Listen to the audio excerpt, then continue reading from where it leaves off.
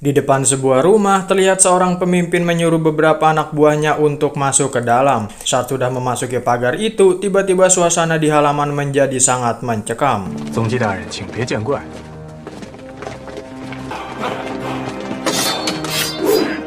Saat sudah bertemu si pemilik rumah, salah satu pria itu menjelaskan kalau dia mendapatkan perintah untuk membawa si pemilik rumah untuk diinterogasi. Awalnya si pemilik rumah bersedia, tapi tiba-tiba ada seseorang yang menembak si pemilik rumah menggunakan anak panah dan pertarungan tidak terelakkan lagi.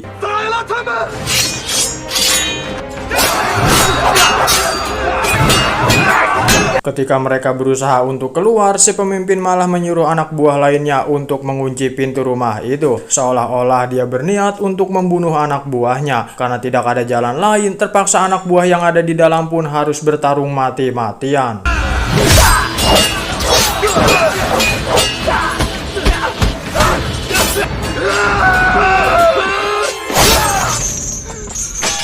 Akan tetapi, siapa sebenarnya anak buah yang dikirim ke dalam? Mengapa pemimpin mereka ingin membunuh anak buahnya sendiri? Dan bagaimana cerita itu bisa terjadi? Seperti inilah cerita lengkapnya. Selamat datang kembali di channel ini Kaju, dan selamat menikmati alur cerita film.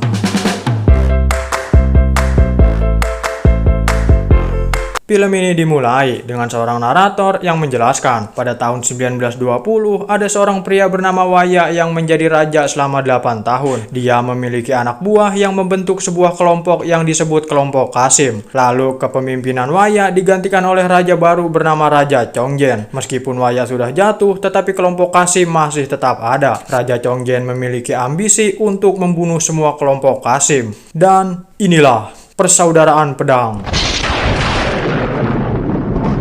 Di suatu malam, terlihat ada dua sapam yang sedang berpatroli. Salah satu dari mereka menyadari ada orang di balik kegelapan. Setelah sapam itu mengetahui kalau orang yang ada di balik kegelapan adalah pembunuh kerajaan, sapam itu pun langsung lari ketakutan.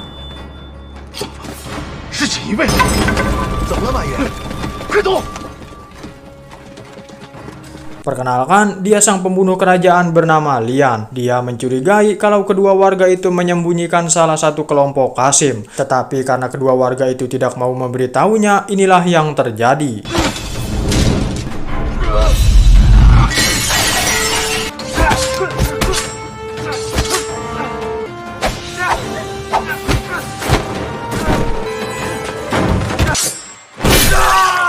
Karena warga itu masih tidak mau memberitahu di mana kelompok Qasim, Lian pun menyita anaknya yang berusia 14 tahun. Lalu Lian terus mencari kemana kelompok Qasim itu pergi. 许大人，跟我们回去吧。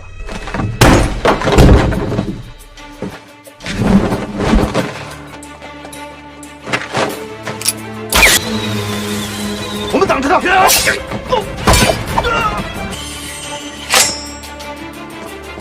Kelompok Qasim itu pun berlari menuju para pembunuh kerajaan lainnya, dan kelompok Qasim itu berhasil ditangkap.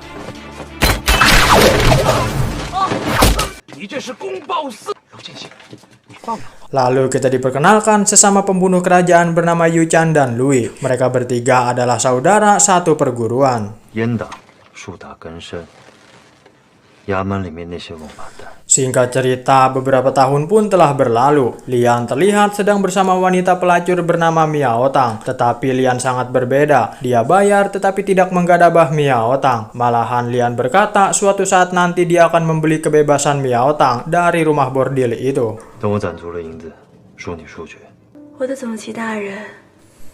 Yu Chan yang sedang berjalan tidak sengaja bertemu seorang pria bernama Qiu. Dia masih satu perguruan dengan Yu Chan. Bedanya sekarang Yu Chan menjadi pembunuh kerajaan, sedangkan Qiu menjadi pembunuh bayaran. Qiu juga mengetahui rahasia Yu Chan, yang hal itu membuat Qiu memeras Yu Chan sesuka hatinya. Tetapi karena Qiu minta uang terlalu banyak, inilah yang terjadi.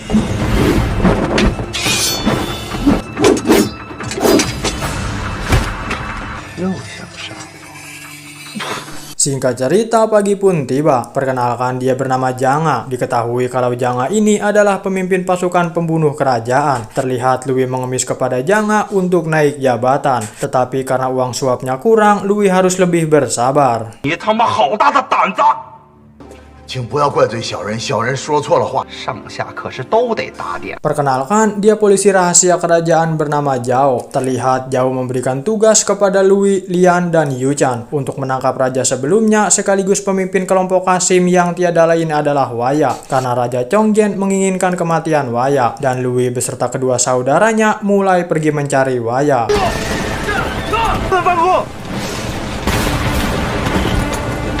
Sesampainya di kediaman Waya, atau lebih tepatnya markas kelompok Qasim, Lui beserta kedua saudaranya berniat masuk secara diam-diam. Tetapi karena mereka ketahuan, mereka pun terpaksa menunjukkan dirinya. Dan inilah yang terjadi.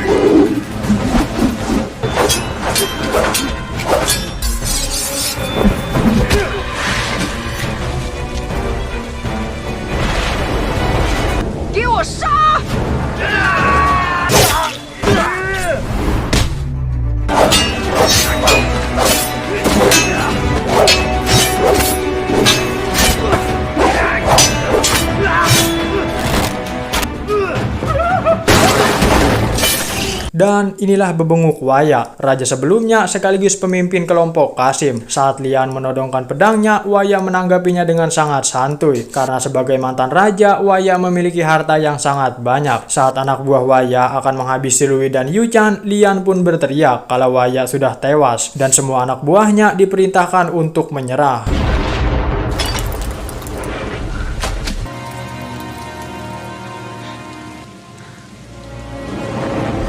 Singkat cerita, lebih tepatnya di dalam kerajaan. Perkenalkan, dia tangan kanan Raja Chonggen bernama Tuan Han. Beliau langsung memeriksa jasad Waya. Tuan Han sempat curiga karena jasadnya hangus terbakar. Tetapi Zhao meyakinkan kalau itu benar-benar jasad Waya. 拿着块牌子跟我说，这就是魏忠贤。把魏忠贤的尸首调包了不成？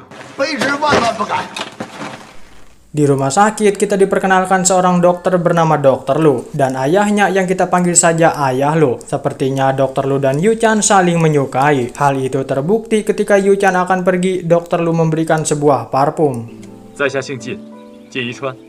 我知道，这是什么？ 丁香、麝香、檀香，还加了些冰。 Lalu kita diperlihatkan Zhao yang memasuki sebuah hutan. Awalnya dia dihentikan oleh pasukan yang ada di sana. Tetapi ketika dia menunjukkan kalau dirinya adalah polisi rahasia, pasukan itu pun mengizinkannya masuk. 魏廷，你不要命了插烟的，你还敢回京？ 京中，你这话说的是。 Dan ya, mungkin kalian semua akan sedikit terkejut ketika mengetahui kalau Waya masih hidup. Zhao sendiri adalah mata-mata Waya. Lalu Zhao memberikan dokumen untuk Waya. Tetapi Waya tidak membutuhkan dokumen itu. Dan yang Waya inginkan adalah kematian pembunuh kerajaan. Yang tiada lain adalah Lui, Lian, dan Yuchan. 你不是想杀我吗？无非是怕我牵连到你。 Malam harinya, Lian terlihat berada di rumah bordil untuk menemui Miao Tang. Tetapi Miao Tang sedang bersama pelanggan lainnya yang bernama Junbin. Sepertinya Miao Tang dan Junbin sama-sama saling suka. Sedangkan Lian dibuat kecewa ketika melihat mereka berdua berpelukan.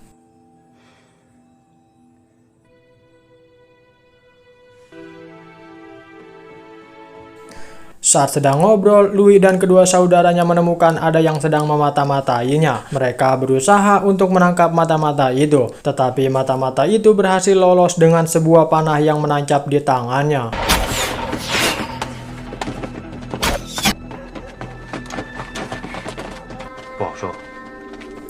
Terlihat mata-mata itu sedang mencabut panah dari tangannya. Ternyata mata-mata itu adalah Zhao, dan Zhao mulai menyusun rencana busuknya untuk membunuh Lui dan kedua saudaranya. 他还是金刀门门人， 按名册捉拿阉党，沈炼。 在 Di depan sebuah rumah, terlihat para pembunuh kerajaan yang dipimpin oleh Janga akan menangkap seseorang yang berasal dari kelompok pedang emas. Dicurigai kalau kelompok pedang emas bersekongkol dengan kelompok Qasim, makanya mereka ingin menangkapnya. 冲进去干嘛？慢慢抄斩啊！ Awalnya Lui mengajukan dirinya untuk menangkap pemimpin pedang emas, tetapi Lian berkata ada yang tidak beres. Karena tidak ada yang berani masuk, Janga memerintahkan Lui untuk masuk, dan terpaksa kedua saudaranya pun ikut masuk bersamanya. Saat di depan pintu gerbang, Louis disambut oleh Junbin, yang tiada lain adalah pria yang di rumah bordil waktu itu. Saat Louis sudah masuk ke halaman, seketika suasana menjadi sangat mencekam, seolah para kelompok pedang emas membenci mereka. 总机大人，请别见怪。 Perkenalkan, dia pemimpin kelompok pedang emas sekaligus ayahnya Junbin bernama Pei Wei. Dengan lembut, Louis mengutarakan niatnya, yaitu ingin membawa Pei Wei untuk diinterogasi. Awalnya Pei Wei bersedia untuk dibawa, akan tetapi inilah yang terjadi.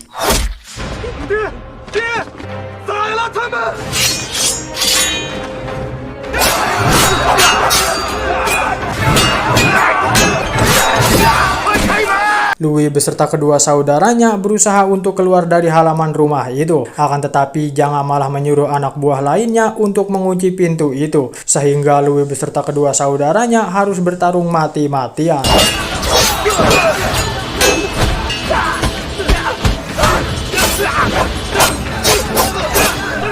Terlihat Janga menyuruh anak buahnya untuk menembakkan anak panah ke halaman rumah itu. Ternyata Janga ingin membunuh Louis beserta kedua saudaranya. Dan semua itu adalah rencana busuk dari Zhao si polisi kerajaan.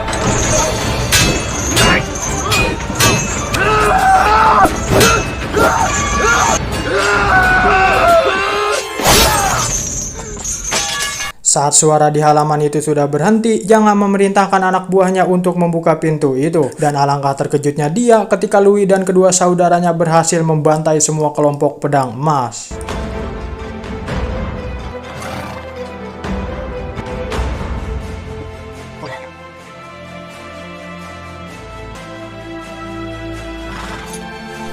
Janga yang sedang sendiri terlihat didatangi oleh Lian. Awalnya Janga mengira Lian akan membunuhnya, tetapi Lian yang seorang prajurit pun tidak akan berani melakukan hal itu. Lian berkata kalau dia tahu kelompok Qasimlah yang menginginkan mereka mati. Maka dari itu Lian meminta kepada Janga untuk berikan tempat tinggal mereka di tempat yang lebih aman. Lian juga meminta untuk naikkan jabatan Louis saudaranya, dan Lian memberikan uang suap sebanyak 300 juta. 想请大人。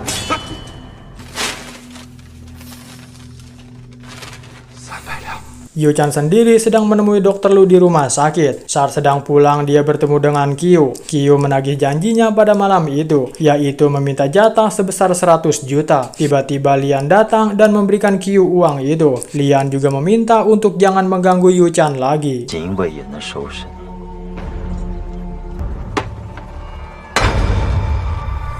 Malam harinya, Louis dan kedua saudaranya diundang makan malam bersama Raja Chonggen. Saat sedang di jalan, Louis merasa ada yang aneh dengan Lian. Tetapi Lian meyakinkan kalau dia memiliki hati yang bersih dan tidak mungkin untuk berkhianat. 自打回到京城，有些什么？ 大哥，我从来没有做过对不起你。 Raja Chonggen memanggil Louis untuk duduk satu meja dengannya. Ternyata Louis diangkat jabatannya karena sudah melakukan dua prestasi besar, yaitu membunuh ketua kelompok Qasim dan juga membantai habis kelompok pedang emas. 卢大人，当然有资格坐到这桌了。是，谢谢大人。 Lalu Raja Chonggen berkata sebenarnya ada kejadian lucu, yaitu kenapa Lian harus menyuap Janga, yang padahal tidak disuap pun Louis tetap naik jabatan. Sontak hal itu membuat Louis malu. 简直是多此一举嘛！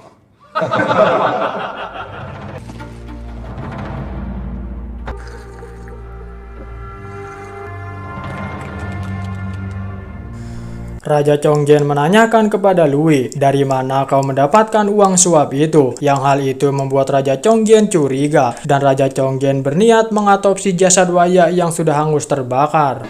3天之后开棺验尸。 Selesai acara makan-makan, Yu Chan bertemu Qiu. Tak lama datanglah Zhao yang mengajak Qiu berkelahi. Selesai berkelahi, Yu Chan melihat kalau di tangan Zhao ada bekas luka panah.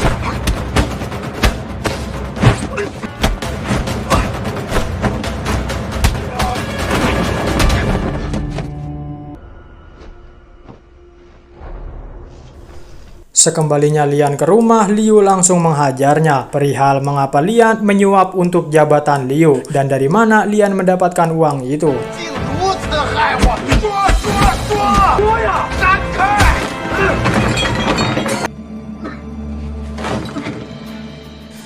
Disinilah akhirnya Lian jujur kalau Waya belum mati. Uang yang digunakan untuk menyuap tidak lain bersumber dari Waya. Pihak kerajaan pasti memburu mereka karena mayat Waya palsu. Sedangkan Waya juga menginginkan kematian mereka. Hal itu terbukti kalau Waya sudah mengutus polisi rahasia kerajaan untuk memata-matainya. Yang tiada lain adalah Zhao. Semua masalah ini adalah ulah Lian. Akan tetapi sebagai kakak tertua, inilah jawaban Lui.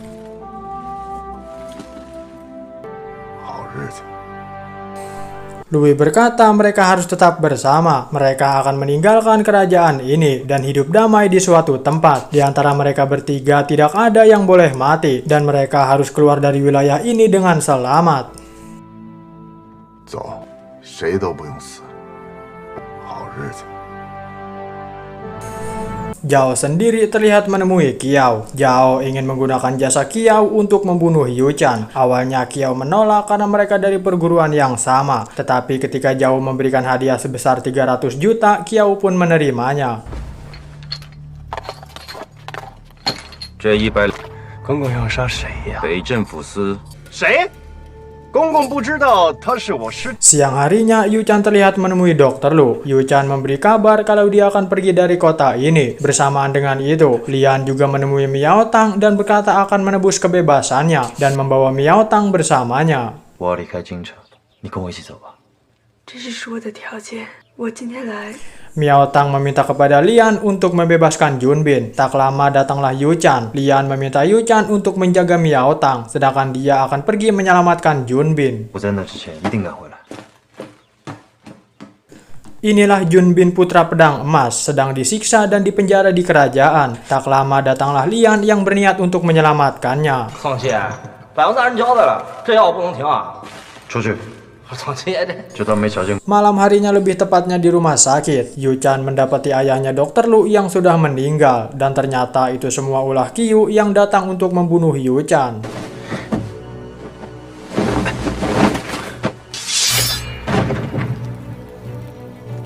Lian sendiri terlihat ingin membawa Miao Tang pergi malam itu juga, tetapi Miao Tang terus menanyakan di mana Junbin. Lian menjawab kalau Junbin telah mati karena permintaannya sendiri. Lalu Miao Tang berkata saat umurnya 12 tahun, Lianlah yang memasukkan Miao Tang ke rumah bordil. Akan tetapi sejak kejadian itu, Lian sangat baik kepada Miao Tang. Miao Tang jadi bingung, apakah harus sayang atau benci kepada Lian. Bahkan selama ini Miao Tang tidak pernah tulus menyayangi Lian. Miao Tang hanya takut karena Lian adalah seorang pembunuh kerajaan. 你的脸那么清楚，手下被抄的那天， Saat sedang berdrama itulah, kelompok Qasim sudah mulai bergerak memburu Lian dan pertarungan tidak terelakkan lagi.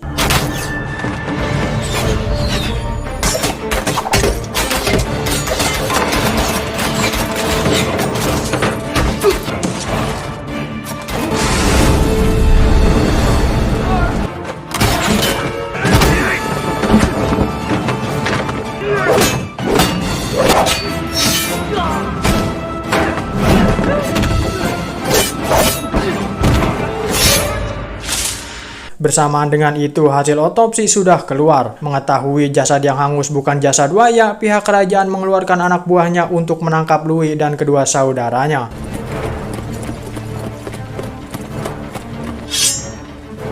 卢介兴，以齐军。 Lian yang baru saja mengalahkan kelompok Qasim, muncullah jauh si polisi kerajaan dan pertarungan tidak terelakkan lagi.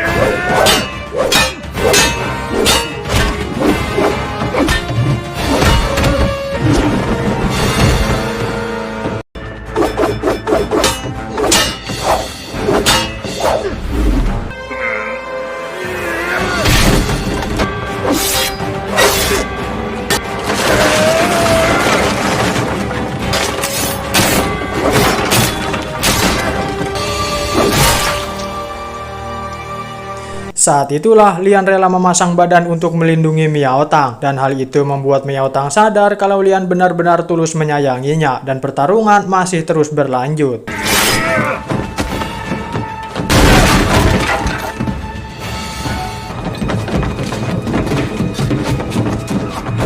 Dalam kondisi lemas, Lian menggendong Miao Tang menuju kediaman Dr. Lu. Bersamaan dengan itu, Yu Chan masih bertarung dengan Qiu.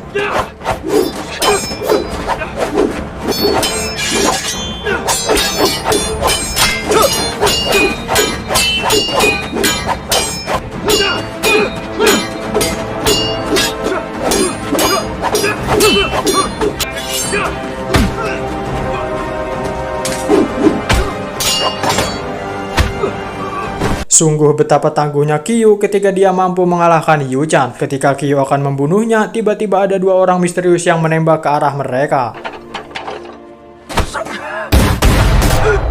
Entah apa yang terjadi kepada Yu-chan, kita diperlihatkan kalau Lui sudah berhasil ditangkap dan dibawa ke hadapan Raja Chongjian, dan sang raja memerintahkan anak buahnya untuk membunuh Lui. 那魏忠贤身在何处？ 无人同谋，卢建兴一人所为。 Di rumah sakit terlihat Lian baru sampai di sana, dan dia sangat dibuat terkejut ketika melihat Yu-chan saudaranya tergeletak di tanah, dan sepertinya Kui telah membunuhnya. 二哥后悔了，二哥后悔了。 Singkat cerita, 2 bulan pun telah berlalu. Di sebuah hutan terlihat Lian bertemu Jao. Di sana juga ada Kyu. Jao terlihat membawa beberapa pasukannya, akan tetapi Kyu siap melayaninya. 正是因为有你这样的人，只要我没躺下， Untuk Lian, terlihat dia segera memulai pertarungannya dengan Jao.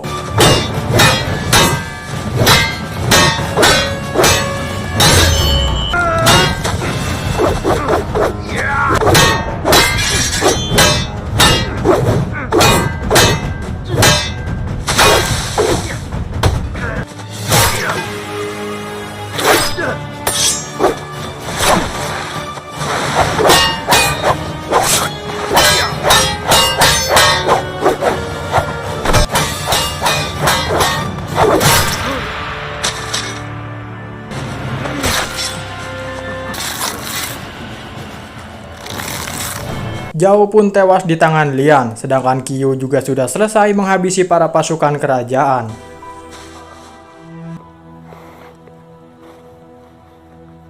Di akhir film, kita melihat Liu, Lian, dan Yu-chan naik kuda bersama. Entah apa yang terjadi, tetapi film selesai sampai di sini. Jujur gue bingung sama ending film ini. Apakah Lui dan kedua saudaranya masih hidup ataukah sudah mati? Buat kalian yang tahu bisa tulis di kolom komentar. Terlepas dari Lui, Lian, dan Yu-chan yang memiliki persahabatan sangat erat, kita bisa mengambil sebuah pesan bahwa mereka bertiga mungkin berbeda jalan, tetapi kenangan dan persahabatan mereka akan selalu terukir di dalam hati. Sahabat sejati tidak pernah terpisah oleh jarak dan waktu. Mereka akan selalu ada untuk satu sama lain, mendukung dan menyemangati, tidak peduli apapun yang terjadi. Persahabatan mereka adalah harta yang tidak ternilai. Itu gua Kajo, satu dari triliunan kaum rebahan yang ada di dunia ini, mengucapkan terima kasih dan sampai jumpa di video selanjutnya. Jangan lupa subscribe karena gue berharap kita bisa berteman.